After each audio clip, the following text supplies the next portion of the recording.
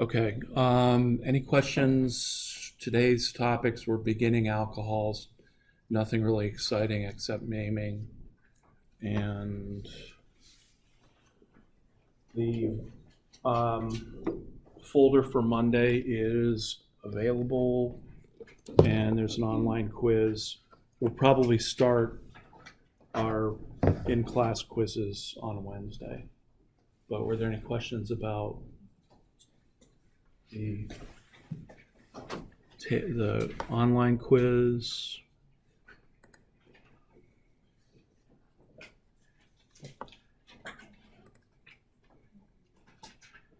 And remember that, or if it's not a multiple choice question, if it's something where you have to write a name, I have to grade that by hand. So for number 2, 27 people wrote it exactly the way I did, all the spaces, all the dashes, everything, and 21 didn't, so I have to grade those by hand. Okay, and I'll do that sometime after class. But were there any questions about the naming systems? Jerica? Oh, this one? Okay, so for this one, we've got and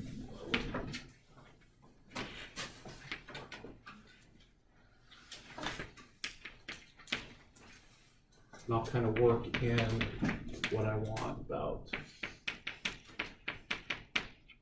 So it turns out that there's a whole bunch of rules and sequences for naming. The rules and the sequences for naming basically work like this. If in the folder for today, I put a complete list that comes, it comes from, I guess, your textbook, but it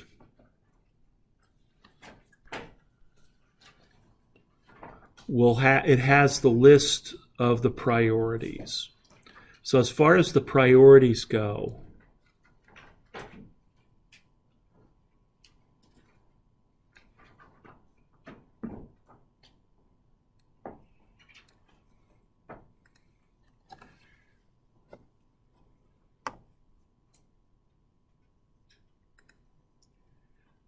so here's the list of priorities, and basically what happens is that of the functional groups, almost all we haven't talked about yet.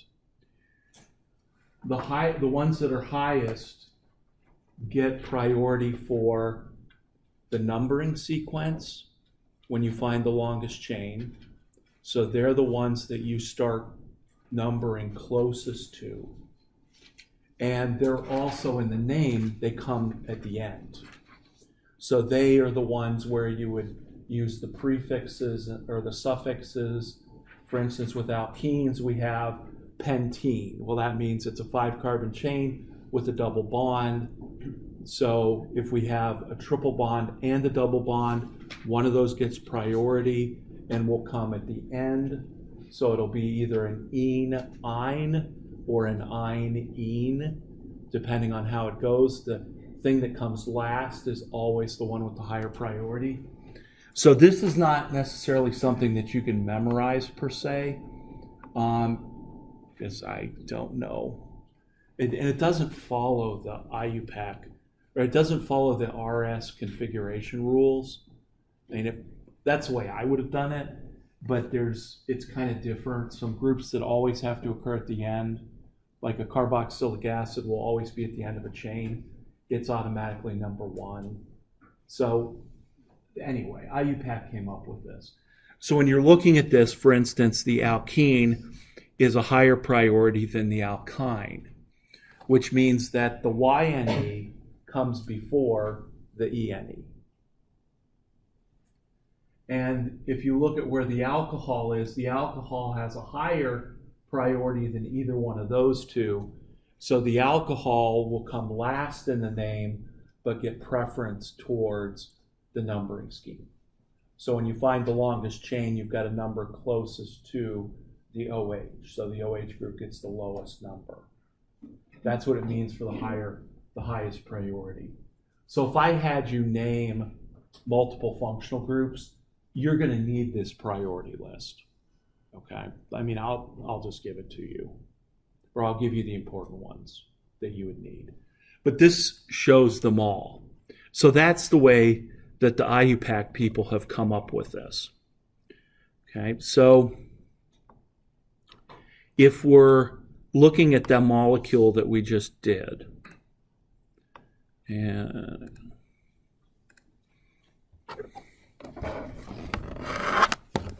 so that molecule is going to look like this.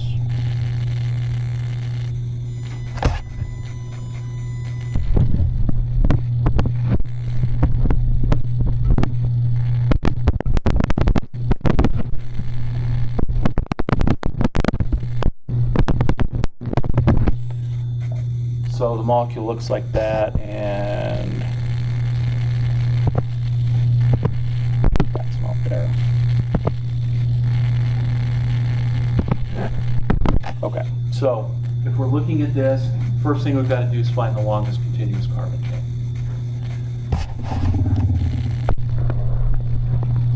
Which is there.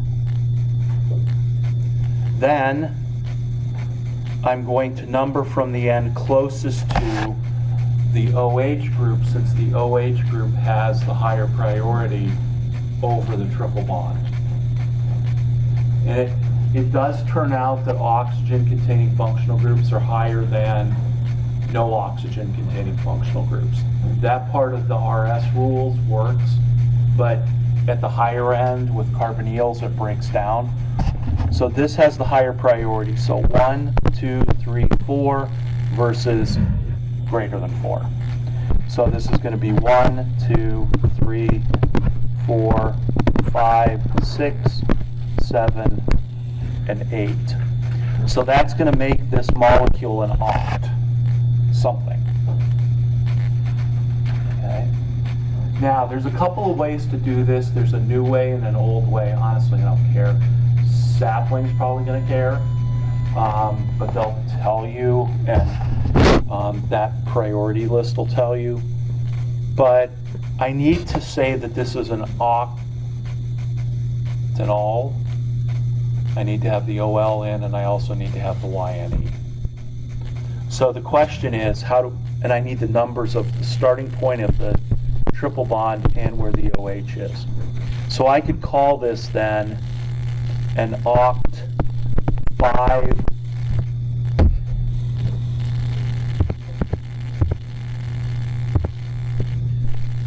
ine, where's my Y go, with a 4 ol. Or there's various variations of this, right? You could have this as an, what am I finishing?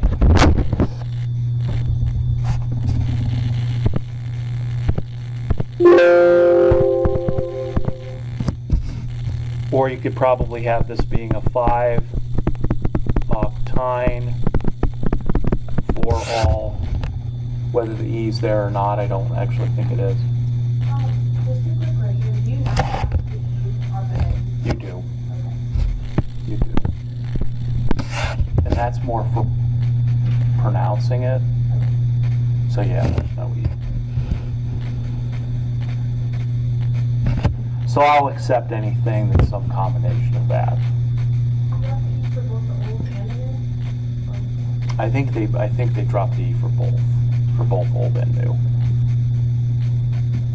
So either one. The key thing is, from this name, I know I've got an 8 carbon chain. The triple bond starts at 5, and the OH is attached at 4. So the numbers have to go in sequence with them. So either one of these is fine, and I forget which one is the new system and which one's the old system, because it seems like they've changed it around. So anything like that would be the case. That kind of makes sense. So what you need to do is you need to know the sequence need to know the sequence of what priority groups come before the others. Karis? How would you name a molecule that has like a double bond and a triple bond along the alcohol? Like if the double bond has to come before one. Let's say it would be something like an oct. I think the easiest way to do it would be to make it an oct, the number, then let's see, the triple bond comes before the double bond, right? In the chart I just showed. So it would be ene, then a number, then an ein, then a number, then an OS. Something like that. Just so the number comes before the functional group.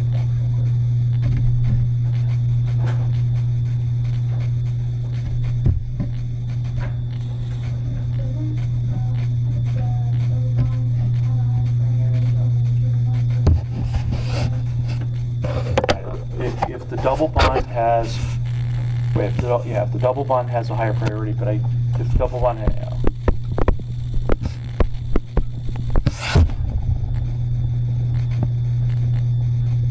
yes.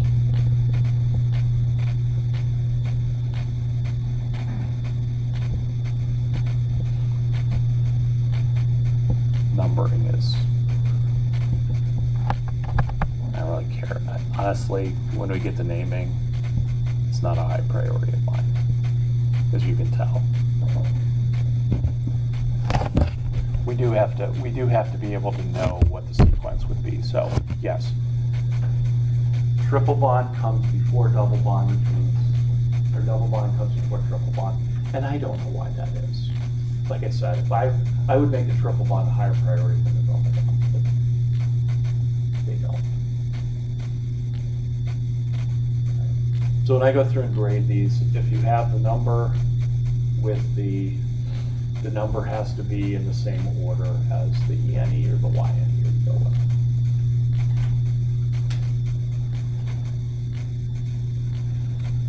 We're not going to spend a whole lot of time on this naming and naming of multiple functional groups. We're not going to spend a whole lot of time.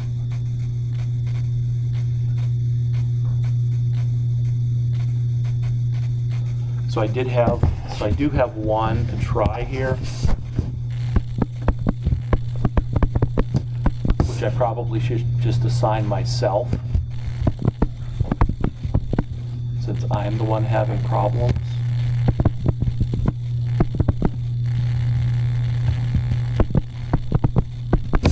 So if I had that one, let's take a minute or two. What would be the name of that one?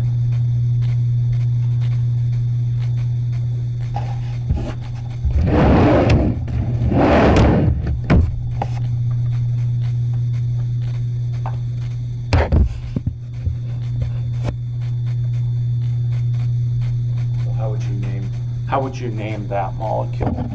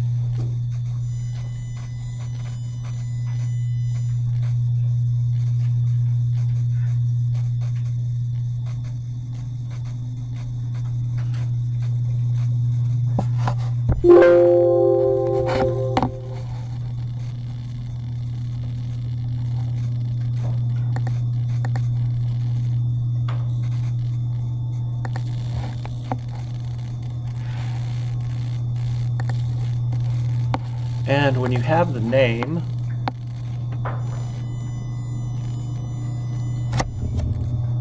Today we're going to try something a little, it may fail miserably. But if you have a phone, it's attached to the internet cheaply. Now, don't get confused between the chemistry and the biology classes of when you can use your phone and when you can't, because I think they're a little more harsh on the, if I see the phone within 10 feet of you, I'm going to yell at you. You know I haven't done that. But, and if you don't, I have devices that I can give you. Go to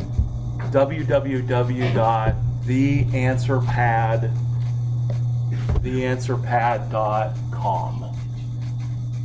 Yeah, I have extras, actually.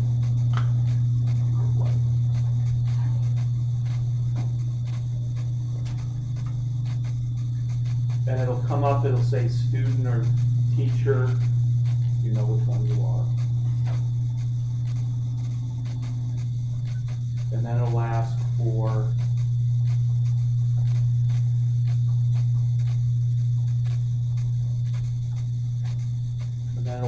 a code. And the code is the WRTNX. And if you don't have something, you can work with the person next to you. Then you type, it says, do you have a code? And you type in the code there. And then it will log you in. It'll say something like waiting. Oh, I'm going to not show the names, because this is where we got in trouble last time I had a system like this. People decided to be creative in the names that they gave. And they had to show up on the screen. And, you know, let's keep me out of university jail, so to speak, for inappropriate stuff that would exist. Does anybody need a... Yeah, I know, but people didn't put just their name. And it showed up. Okay, so in theory now, what I can do is I can say fill in and send it out. And so now you can type in your name on your phone. And what I'm going to do is I'm going to go back to the PowerPoint for the moment, so that, and then you just say submit after you type in your name. And you guys are much faster at typing than I am on these little things.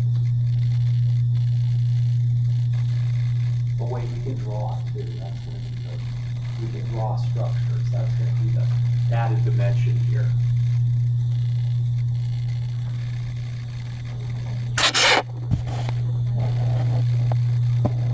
So, and it doesn't, I've erased the name, so this is going to be anonymous throughout the course of the semester.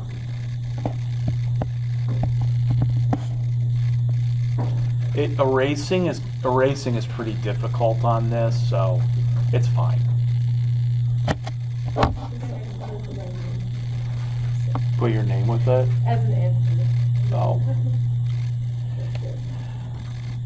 You shouldn't have said that.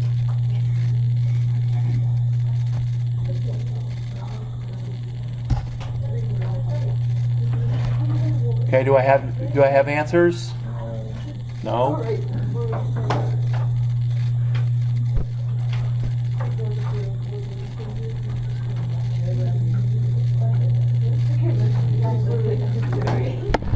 Okay, so here's some answers that I have.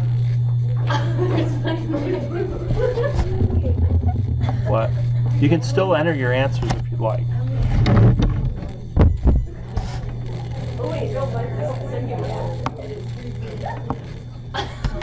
Okay, so let's choose one. These two look pretty similar. So we've got 3-bromo, 6-chloro, 5-ethyl, oct, 5-ene, 2-all.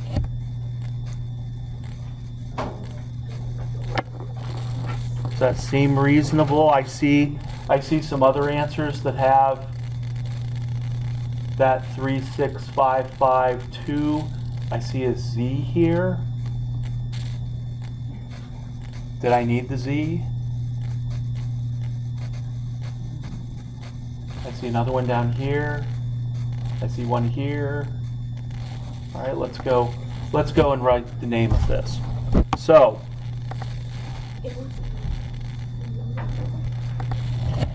all right, looking at this, where's my longest continuous carbon chain? I probably should say that the longest continuous carbon chain should include the double bond and the OH group. If it didn't, if the double bond was off on a substituent, we would have to name that substituent in brackets, but instead of it becoming like a pentyl group, as we did last semester, it would become a pentenyl group. So there are ways that we could get more complicated. Numbering left to right, right to left. Left to right. So the OH has higher priority over the double bond. So this is definitely an oct something. The double bond has lower priority than the OH, so it should come first. So in either system, we would have a 5 oct 5-ene 2-ol, right? That's our system there. And now our substituents. So what comes first? A 3-bromo, right? Then a 6-chloro, then a 5-ethyl,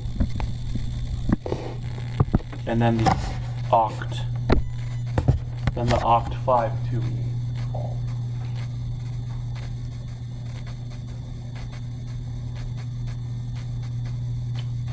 What about the Z though? That I saw in some answers. What does it mean? What's Z stand for? Well, it stands for zusammen in German. But when do we use Z's?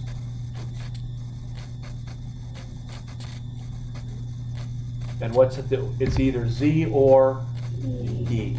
So when do we use the EZ? What does it indicate? What is it a extension of? Cis and trans. So when can we use cis trans? When in my double bond attached to one carbon, I've got a hydrogen and a non-hydrogen group, and on the other carbon of the double bond, I've got a hydrogen and a non-hydrogen group. Then I can use cis or trans. If I have 3 non-hydrogen groups, I have to use E and Z. Z means cis, and E is the equivalent of trans. But how do I get the cis or trans? Remember that I have to look at these two double bonds. I've got to look at this carbon, and I've got to decide, does this group or does that group have a higher priority? So now I have to remember my priority rules from what? R and S. So which one of these two has the higher priority? The ethyl or the non-ethyl? The non-ethyl. And then I go to my chlorine. Then I come over here and go to my chlorine and my ethyl group. And which one has higher priority?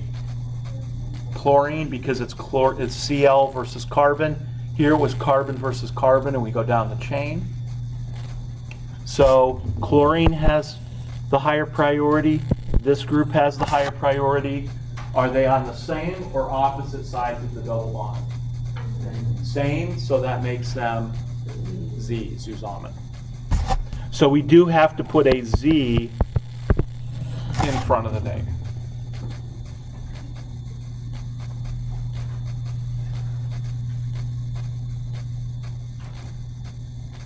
Is there a gas between ethyl and oct? Like, should there be one? Probably not, but it's going to look funny. So, again, you know, I don't care. But sapling may. So sapling is gonna, in their instructions, they're gonna have a link, so they'll tell you exactly how they want it formatted, if there's any naming. I think there is for alkynes. Is this new name? Is this, New IUPAC name? Did you go by like new or old or I think I went new. new one? I think this is new. Would it be right if it would be like? If you had this as a 5-octane 2-all, that would be fine. The thing you can't do is you can't say it's a 5,2 octanol. I don't think that's any system. So you've got to split up the ene and the ol. Okay, so I'll grade the online quizzes. Then I'll release them back to you so that you can take a look at them. It's always going to be the case that when you can go online and see the answer key, the scores have been graded. And with those, I have the ability, so if you ask about them, I can pull up what you wrote, either online or in my office, and we can take a look at what you did. So that'll be that I'll do today. So we're starting in an awkward thing because naming isn't going to be our major priority here. But the naming gets infinitely more complicated when you have these multiple systems and when you've got these priority rules, which are impossible to remember with a system because there is no system that I can figure out. So you just have to be told what has the higher or the lower priority. So that chart that's in the folder is a good one to have because it is the chart that shows everything. Okay, were there any other questions about naming? So then the other things that were in this was just some basics about alcohol, and then some acidities. What we're going to find with acidities is that the alcohols are weak acids, so they don't just spontaneously lose an H+. We're going to have to use a base to rip the H+ off of the alcohols. Okay, we're going to have to deprotonate them in order to make an O-. And why would I want to make an alkoxide, which is a deprotonated alcohol?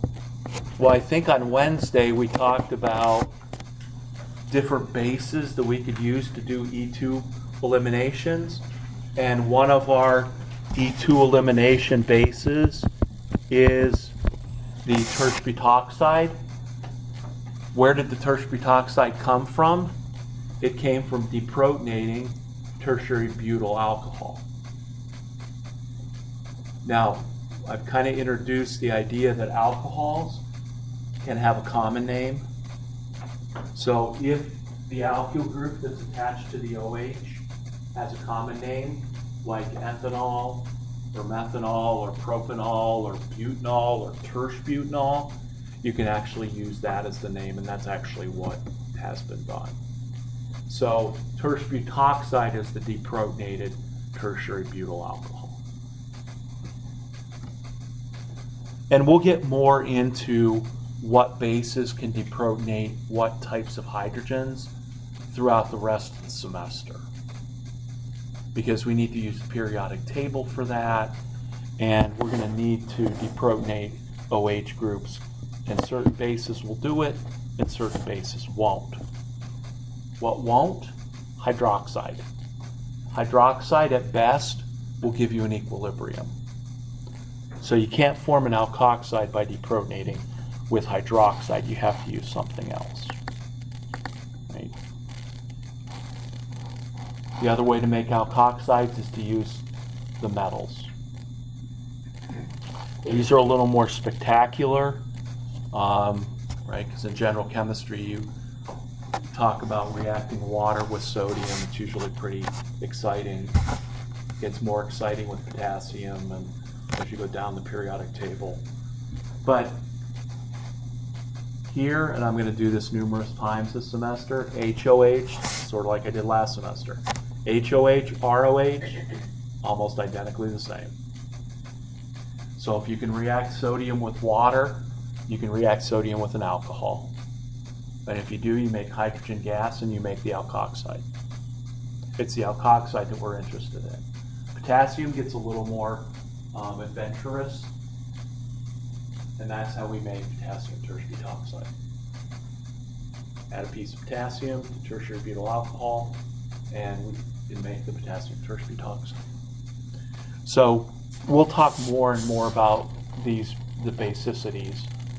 This is not an acid-base reaction. This is a redox reaction,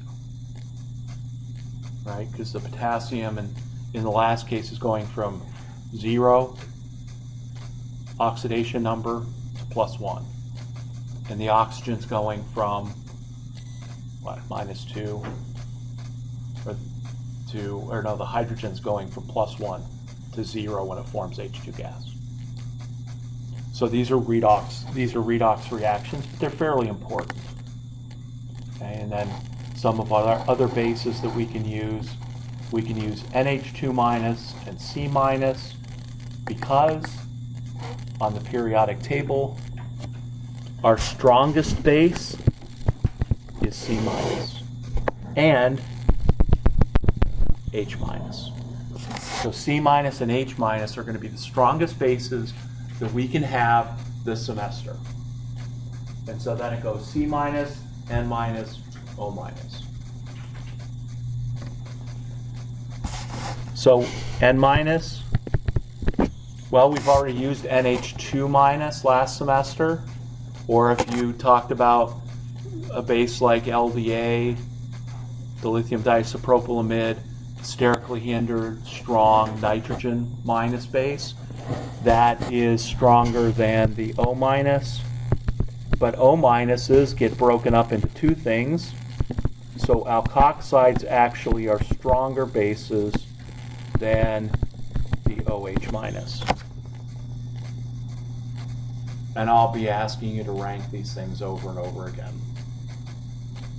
So we can remember this from the periodic table, but we're eventually going to need to know what can I deprotonate with what base, and so I need to know the strengths of the bases.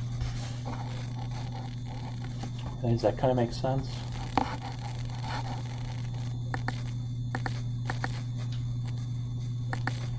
And then the final one is the phenoxide, or a phenol. A phenol is when the OH is attached to a benzene ring. So if you want to deprotonate a phenol, it turns out that phenols are actually more acidic than run-of-the-mill alcohols. And the reason that they are is because their bases are more stable because of all the resin structures you can draw, which we'll get more practice with as well. So when you're talking about acidity-basicity, and this is a fundamental principle that, again, I'll say over and over again. If I want to push the equilibrium and I want to make an acid stronger, what I should do is I should make the conjugate base more stable, because when that happens, the equilibrium gets pushed to the right. So a phenol will produce more H+, because its conjugate base is more stable because of all the resin structures you can draw. And that principle we use over and over again. We didn't do this in lab last semester, or whenever you took lab. We did sort of analogously talk about deprotonating with something like bicarbonate ion. You can use bicarbonate to deprotonate a carboxylic acid because it's an even stronger acid, because it forms two resonance structures for its carboxylate, and those two have equal stability, so that makes this a much stronger acid than a phenol. So bicarbonate will deprotonate carboxylic acid. It won't deprotonate a phenol, but sodium hydroxide will deprotonate a phenol. So the acidities and basicities of these things are going to turn out to be important later on. All right. Does that kind of make sense? All right. So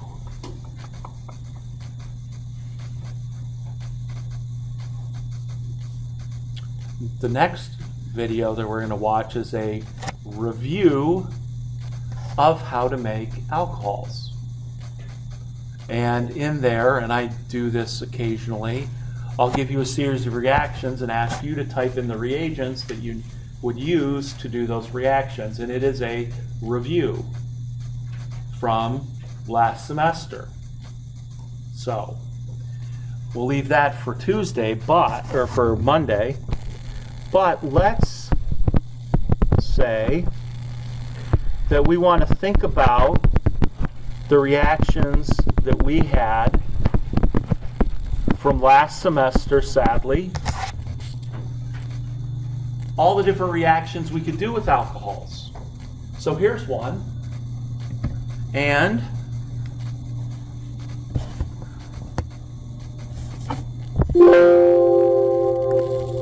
so there's one, the cyclohexanol with the OH outside the ring with H2SO4 and heat. What would be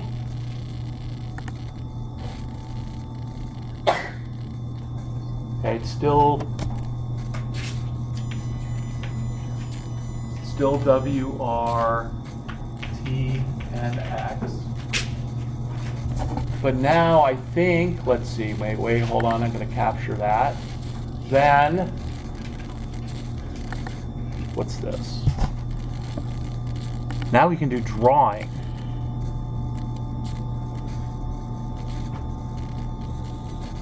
Okay, why isn't it drawing what there? So now what I'm going to ask you to do is draw in the major product of that reaction. And the reaction was that with H2SO4 and heat. So I'll give you a minute. How do we draw it? It's just a fill in. What? No. Fill in. Oh, that's because I didn't get down to the drawing.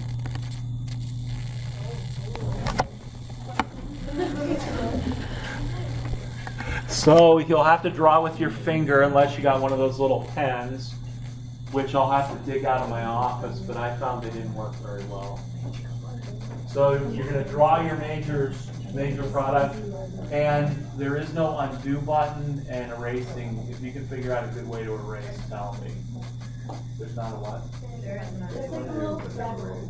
Okay, well then I should leave for the day because I learned my one thing. My goal is to learn one thing. Once I do that, my day's over. Okay, what would be the major product of this reaction?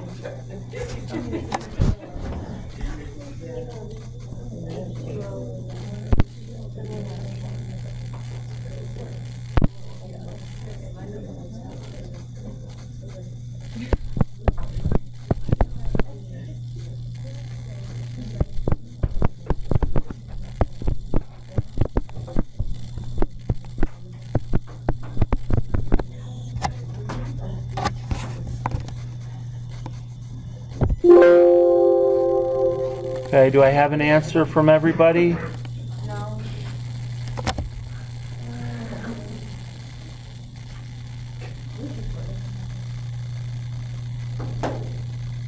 I shouldn't show those because then that'll sort of defeat the purpose.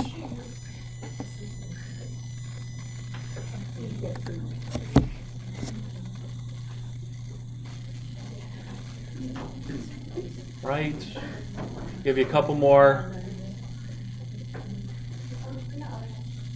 But that's going to be the next problem. So so you can't type it in now, but you can think about what your product would be. So that's going to be the next one. I got about 6 of them here.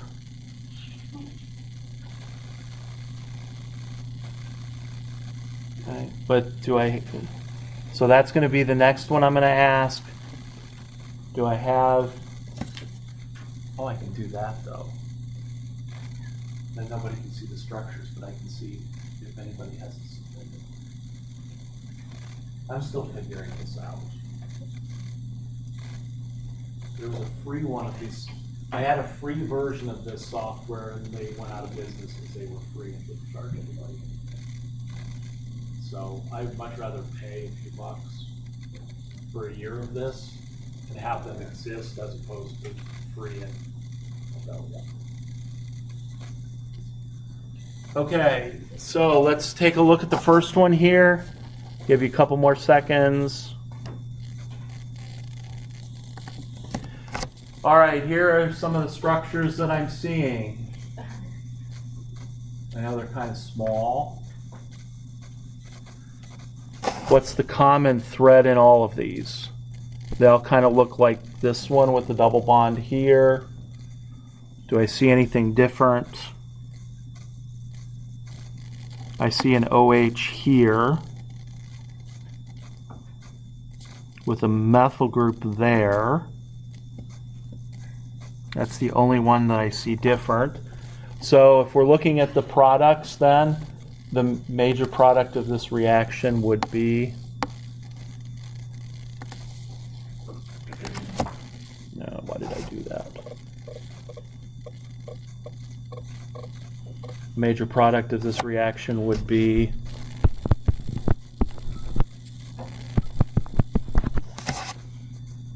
now why is it that one? Is there another product that it could be? Is there another possible product? Yes. What's the other possible product? Where? Put it there. So that's the other possible product. This one is the major product. Why is it the major product? Because it is the most substituted. I got other questions I could ask about this reaction. About the first one. What kind of reaction is it? If I had to label it. E1. So it's definitely elimination, right? Because elimination means forming double bonds. So it's elimination. Specifically, it's what's called a dehydration reaction. So it's dehydration, it's an E1. And why is it an E1? What's the significance of the 1?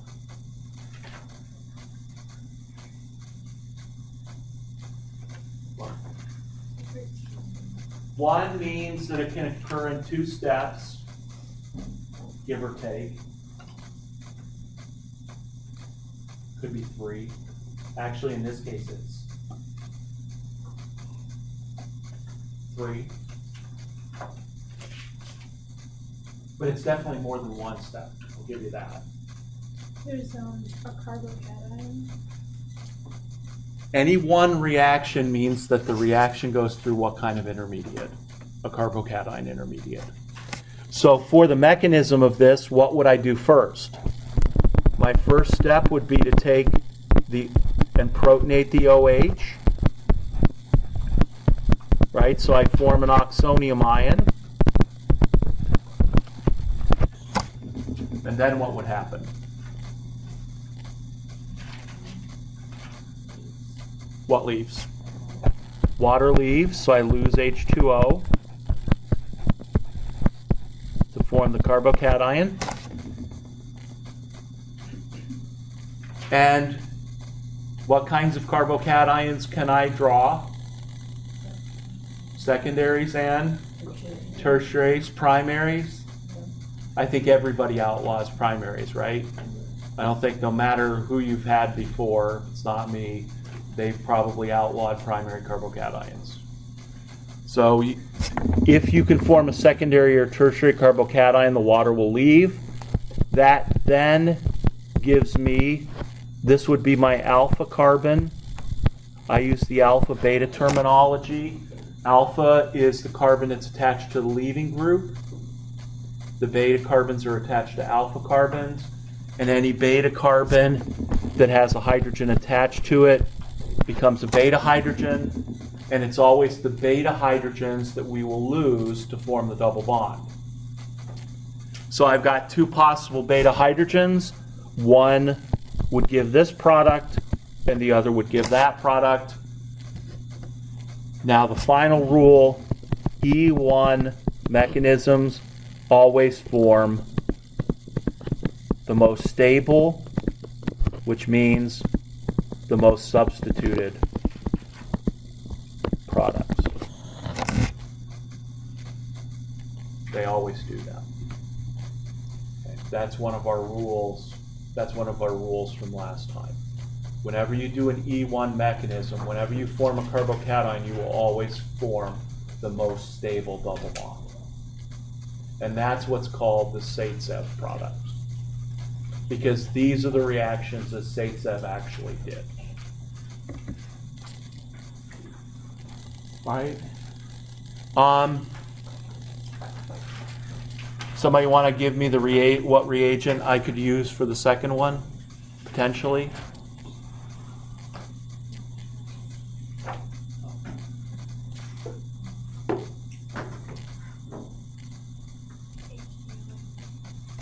What? Oxymercuration.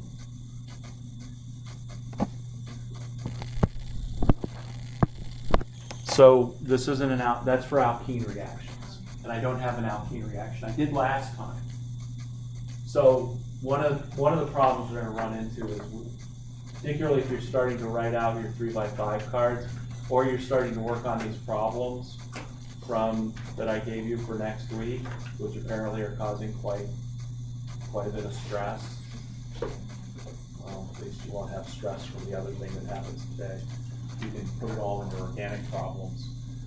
The reactions of alkenes are different than our substitutions. So the first thing we've got to do with a reaction is we've got to say what's going on.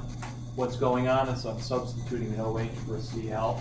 The minute you hear the substitute, you think SN1 or SN2. So in this case, what could I add? If I'm going to do substitution, I want to substitute Cl with an OH, so probably one of the possibilities would be water, or